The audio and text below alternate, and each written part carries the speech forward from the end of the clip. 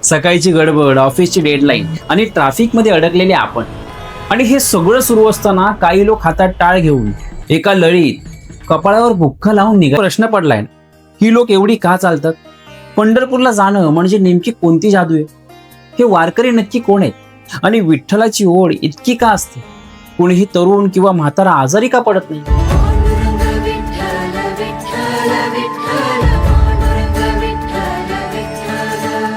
वारी म्हणजे केवळ पायांनी केलेला प्रवास नाही, ती तर मनाच्या शुद्धीकरणाची प्रक्रिया आहे. म्हणूनच घेऊन येत आहोत एक विशेष मालिका, वारी एक प्रवास.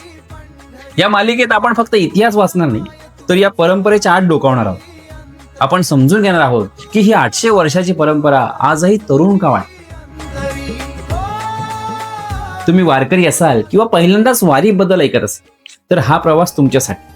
तुमच्या मित्रांना किंवा मैत्रिणींना शेअर करा, जेणेकरून आपला हा वारीचा वारसा प्रत्येक माणसापर्यंत पोहोचेल आणि त्यांना एक वेगळा अनुभव मिळेल. तोपर्यंत कमेंट्समध्ये लिहा, रामकृष्ण हरी. आता कुठे जावे